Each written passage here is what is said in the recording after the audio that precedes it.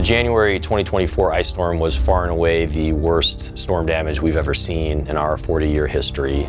Line crews were out and they were watching places where there were 17 poles in a row just snapped off in a row. We had almost all of our customers out of power at some point in time. Two providers of our transmission lines that feed our substations, they had towers that were actually crumbling. We have no hope of turning anybody back on if we don't have power at those substations. I think out of 23,000 customers that we run, we had about 19,000 or more off.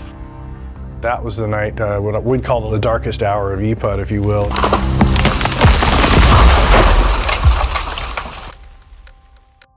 When you get to stay home from work or school, there's a reason. It's too dangerous to be out there, and actually that's when linemen and other first responders have to go to work.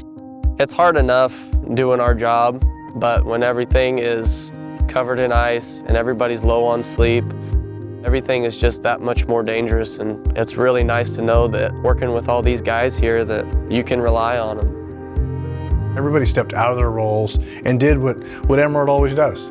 We had office employees jumping down to the warehouse to help out. We had warehouse folks going out into the field. We had our tree crews helping our line crews. The storm actually happened in two phases. That second wave was easily 3 times as devastating as the initial storm. We've been through storms before, and we've learned that calling in crews early is crucial because they're a scarce commodity during big events like this. To give perspective of what this was to the utility, we have about 20 linemen. We ramped up to 135 linemen, and you have to keep wire, poles, and material in front of them. We wanted to have a 1 to 2 year supply in our yard at all time in case something happened to the supply chain. The board backed us, and we had a second yard built out in Pleasant Hill where we kept another 100 and some poles. We had enough supply in this yard that we were able to supply 25 crews for days and still had enough to continue working after the storm and continue repair. In any emergency, information is key. But during this ice event, we started hearing right away real concerns from our customers, knowing that they could possibly be out of power for a week to 2 weeks. When you're going through a major event like this, the only thing worse than bad news is no news. So we did videos from the very beginning to show not only the damage that was out across the system, but also the progress. Got Tacoma Power in on mutual aid. They are in process of getting this main line back up. So great to see these mutual aid crews making progress for us.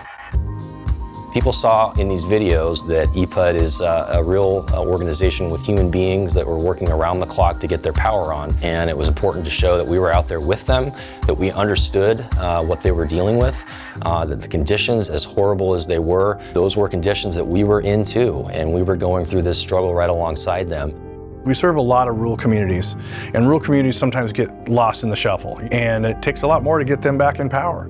EPUD was formed 40 years ago by our customers. They wanted better service, they wanted lower rates, especially during times like this ice storm. They wanted to know that they had a utility company they could count on. To this day, one of our core values is service and making sure that our rural customers get the same or better service than what you find in the cities. This storm really put this utility to the test.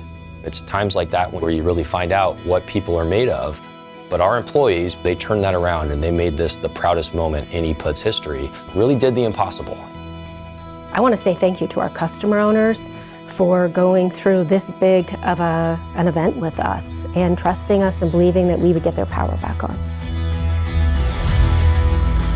I'm just extremely proud of the way our staff stepped up during our darkest hour, and I couldn't have been more proud to watch it play out the way that it did.